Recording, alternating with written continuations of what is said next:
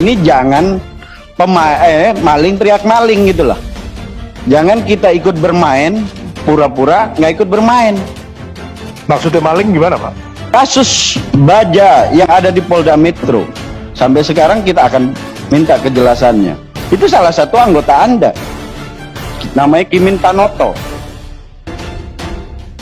Sini saya sebagai Dirut Krakatau Steel, bukan Betul. sebagai Ketua IIC ya. Anda tolong ini dulu, hormati persidangan ini. Ada teknis persidangan. Kok kayaknya Anda nggak pernah menghargai komisi? Kalau sekiranya Anda nggak bisa ngomong di sini, Anda keluar. Nah, dalam hal ini saya mau nanya sebenarnya pada Dirjen, kenapa Lightstone, kenapa biji besi itu tidak kita gunakan dalam negeri? Apa yang menyebabkan itu? Kenapa kita buka peluang dari luar? Kenapa memasukkan limestone dari luar bisa 0% pajak? Dia lagi menunggu PMK untuk meminta perlindungan impor HRC dengan biaya masuk anti dumping. Ini perusahaan apa ini? Korporasi yang besar, masa anti dumpingnya mau dilegalkan? Bahwasanya proyek ini memang harus diselesaikan kemudian dihentikan karena sangat menguras kemampuan keuangan KS. Belum lagi dengan utang yang ditimbulkan akibat dengan proyek ini yang harus dilakukan restrukturisasi. Setelah proses itu kita selesaikan, kemudian kita lanjutkan dengan restrukturisasi yang lain, ya, alhamdulillah KS bisa membukukan keuntungan 2 tahun berturut-turut. Tadi bilang dihentikan, kan? Tapi ada yang unik ini. Ini udah kayak dagelan aja ini pagi-pagi. Pak Dirut bilang untung. Udah jelas-jelas bahwa blast furnace ini salah satu sudah beroperasi, diakuin di sini sejak 11 Juli 2019, kan? Sebentar dulu Pak Dirut, kan?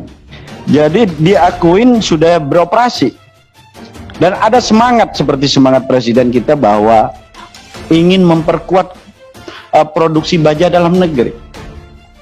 Yang saya unik ini gimana pabrik untuk blast furnace ini dihentikan, tapi satu sisi ingin memperkuat produksi dalam negeri, kan? Ini jangan maling teriak maling gitu lah. Jangan kita ikut bermain, pura-pura nggak ikut bermain. Maksudnya maling gimana, Pak?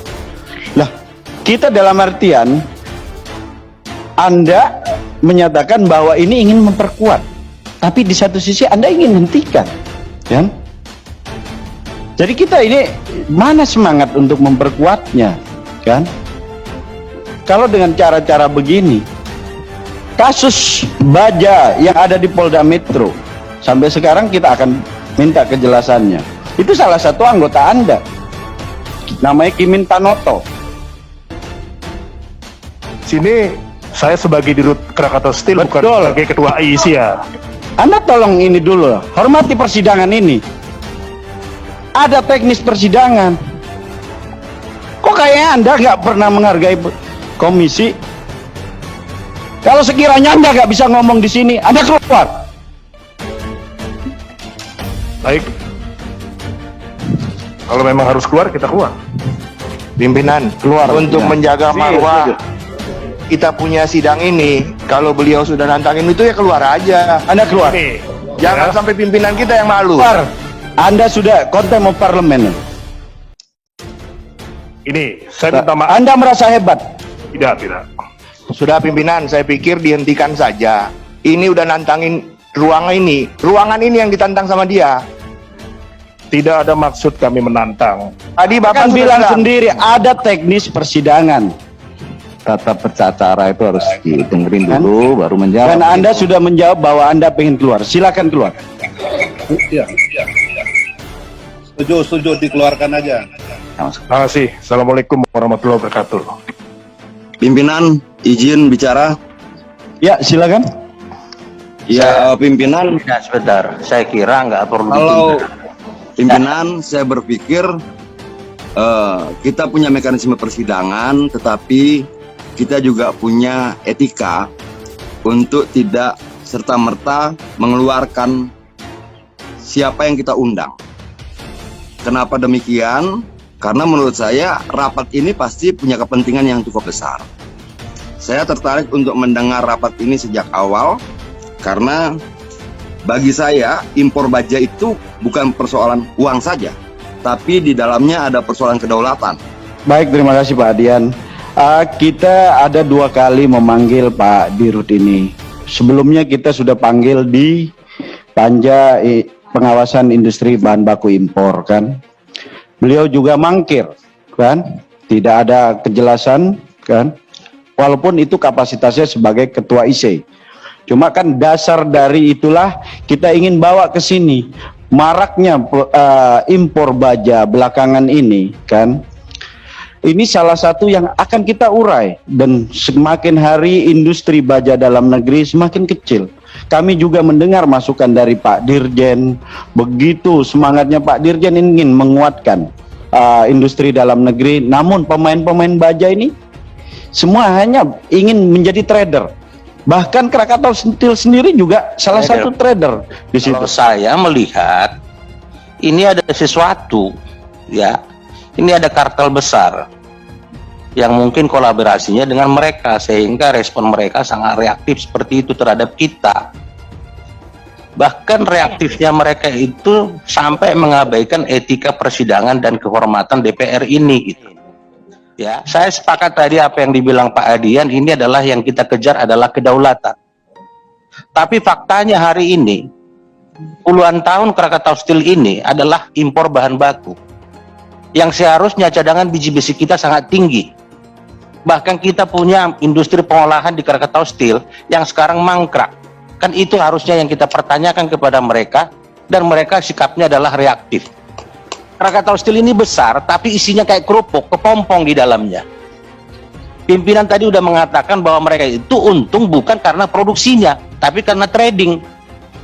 Nah, ini kan sesuatu yang pantas dipertanyakan dengan manajemen mereka yang, kalau kita lihat lagi statement belakangan ini, kadang-kadang Erick Thohir bilang Krakatau Steel bangkrut, Krakatau Steel untung. Mana yang benar ini? Jadi ini kan ibarat sebuah sirkulasi kartel yang sangat dalam sekali gitu. Nah, untuk itu pimpinan, saya kira nggak perlu ditunda Pak Riko. Ini udah jelas, ini sikap yang paling buruk di dunia ini. Ya, kita harus menentukan sikap terhadap perilaku Krakatau Steel hari ini. Pimpinan, izin pimpinan. Baik, silakan. Saya pikir justru itu yang harus kita dengar dari rapat ini, bukan? Karena impor kan tidak cuma persoalan baja. Bahkan misalnya, kenapa, saya mau tanya sama Jen Ilmate misalnya, kenapa sampai limestone pun kita harus impor? Ini kan ada korelasinya. Dan apakah impor itu boleh, bisa, memungkinkan atau tidak, itu tidak dilakukan oleh pelaku, tapi oleh regulator. Kalau kemudian misalnya saya menjadi trader, peluang saya, kesempatan saya menjadi trader ini kan bukan karena saya, tapi karena secara regulasi dia dimungkinkan. Nah, makanya menurut saya, kenapa hilang gambarnya pimpinan? Makanya menurut saya penting sekali kita lanjutkan rapat ini dengan para pihak. Kalau perlu kita tambah, seperti diusulkan oleh Pak Dirjen tadi. Kementerian Perdagangannya mana? Deputi BUMN-nya mana? Menurut saya rapat ini nggak komplit ya. Kenapa kita cuma mendengar 2 pihak, sementara masih ada 2-3 pihak lain yang sebenarnya terkait dengan impor baja ini. Kalaupun misalnya rapat ini mau segera kita tutup, harus mengagendakan untuk memanggil pihak-pihak yang lain. Misalnya Kementerian Keuangan. Saya kan mau tahu, kenapa baja impor bisa masuk sedemikian banyaknya? Apa hubungannya dengan pajak? Diuntungkan tidak kita? Apa yang didapatkan negara dari pajak impor ini? Itu kan perlu kita diskusikan. Karena semua saling terkait, pimpinan. Tidak bisa kemudian kalau menurut saya, kita sepihak menyalahkan mereka yang menjadi trader. Apakah bisa jadi trader atau tidak bisa jadi trader, itu persoalannya tidak di mereka. Tapi regulasi memungkinkan tidak itu. Nah, regulator-regulator ini harus kita kumpulkan. Kalau memang tidak boleh jadi trader, ya larang saja. Tapi kalau kemudian regulasi memungkinkan dan ada pihak yang kemudian mengambil posisi sebagai trader, lalu kita persalahkan, yang salah pelaku atau pembuat peraturan? Dan Adian, menurut saya, ya pimpinan, Sedikit pimpinan, ya sedikit. Kalau saya lihat mereka sendirilah yang menciptakan sebuah kesempatan untuk menjadikan mereka sebagai trader, ya. Kenapa? Karena kita punya namanya industri pengolahan biji besi yang lagi mangkrak di Krakatau Steel. Artinya dari sisi regulator ini udah nggak masalah. Mereka udah diberikan kesempatan kok. Yang saya sampai hari ini kan selalu teriak-teriak, kenapa sih Indonesia ini mempunyai kandungan biji besi yang besar, tapi kita impor? Ada apa? Yang kita lihat di luar sana, rumorsnya ada kartel besar untuk impor bahan biji besi. Kita punya cadangannya, kenapa kita masih impor? Nah ini menurut saya bukan hanya semata-mata bahwa Krakatau Steel dia sudah diberikan kesempatan, bahkan dia bekerja sama dengan KS Posko. Satu sikap lagi yang paling akhir tadi kita dengar sendiri, dia lagi menunggu PMK untuk meminta perlindungan impor HRC dengan biaya masuk anti dumping. Ini perusahaan apa ini?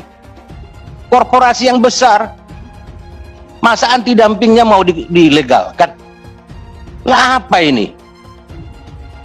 Kan aneh ini. Itu pimpinan. ya pimpinan, salah saya satu. belum selesai bicara loh.